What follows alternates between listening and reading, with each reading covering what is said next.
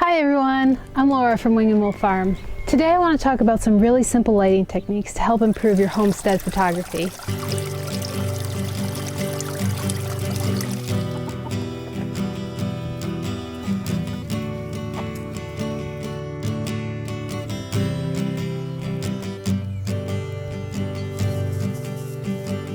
Lighting is what sets the tone and the mood for your image and really ups the production value.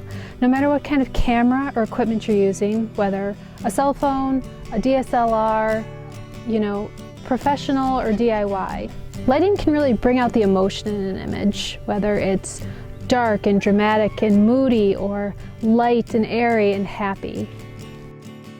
So what are some common light sources? Well, it can be outdoors, the sun. It can be indoors, filtered through a window. It can be a lamp, a flash on your camera or on your phone. So now I'm going to share with you 4 tips on how to quickly improve your photography by improving your lighting. Tip number 1, start with just one light source at a time. I think when we all first start learning photography, we sort of assume the more light in the image, the better. But that's really not always the case. In this example, I've set this bowl of eggs next to a window, and the ceiling lights in the room are currently on. Let's turn off the lights in the room and see what happens.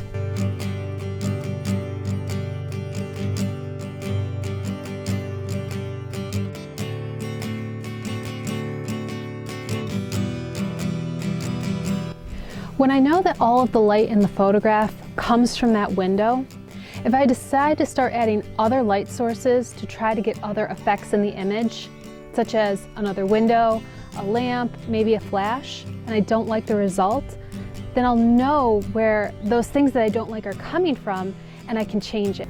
So that's tip number 1. Try to stick to just one light source when you first start. All right guys, tip number 2. Intentionally choose the direction that the light is coming from.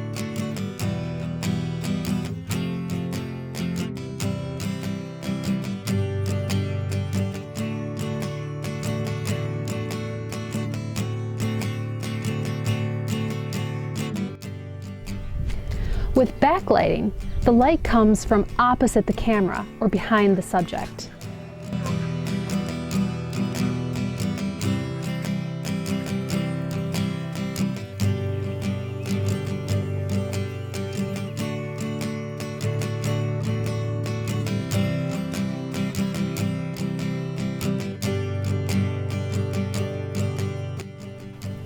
With side lighting, the light is coming perpendicular to the camera and is coming across the side of the subject.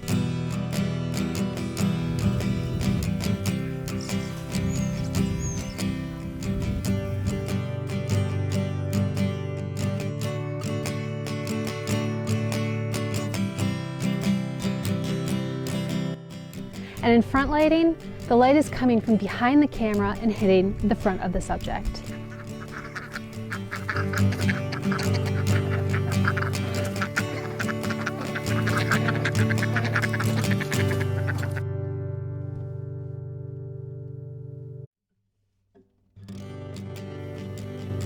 Also make sure that you pay attention to the height of the light relative to the subject.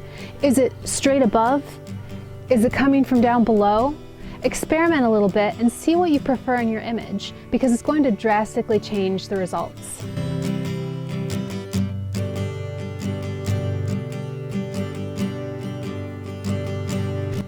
You might have noticed that when you're outside on a cloudy day, the light looks the same in all directions. That makes for foolproof lighting.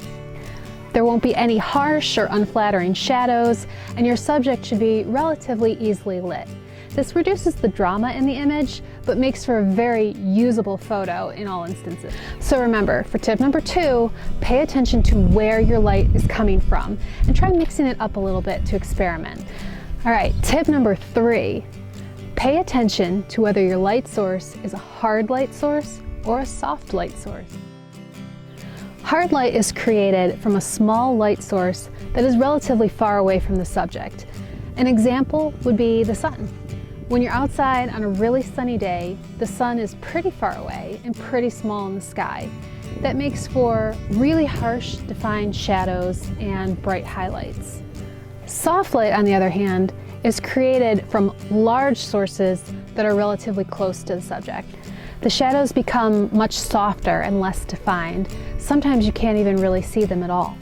One way to turn the harsh sun into a soft light source is to place a translucent object between the sun and your subject. For example, if I go inside the hoop house that I use to compost for my chickens, there's a greenhouse material covering it. When the sun hits that material, it gets diffused throughout the material, which basically turns it into the new light source, a much larger, much closer light source to my subjects inside.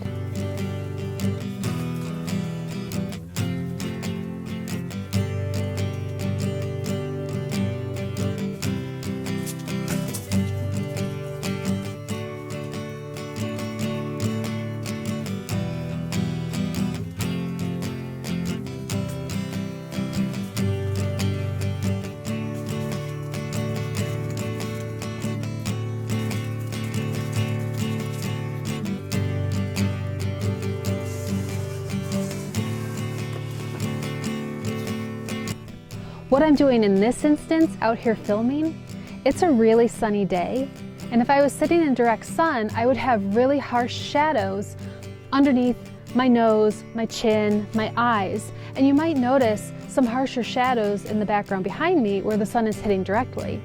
What I've done is I've actually placed a photography scrim. It's just a thin, translucent material, basically the same thing as a sheet. And all it's doing is it's catching the light before it hits me and diffusing it into a much bigger surface to soften the light and soften the shadows on my face. Another example of the sun being diffused is a cloudy day.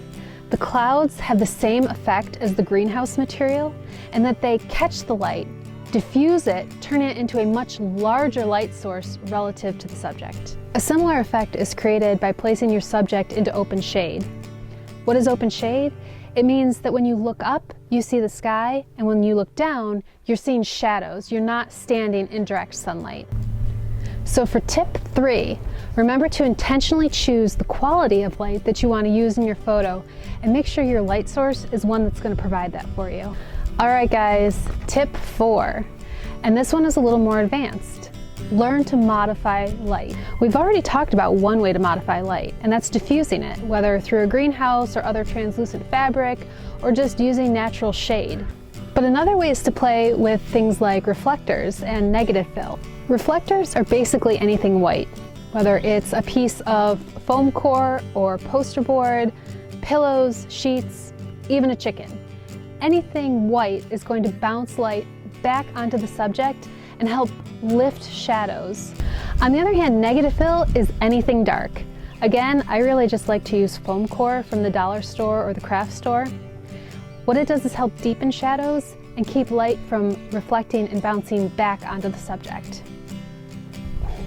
You can use reflectors and negative fill not just to affect how light bounces back, but in some cases you can use them to also block light sources if that's what you need to get the desired effect in your image. Again, for example, the scrim that I'm using right now. So tip number 4 is to always experiment and see if you can change your image to get a better result by playing with things like reflectors and negative fill. Finally, let's put all of the tips together. I'm going to share with you my favorite lighting setup that I've used for probably 90% of the photos that I've taken, both as a portrait photographer and for photos relating to the farm, whether it's product photos for the website or just photos of animals or myself that I've used for Instagram.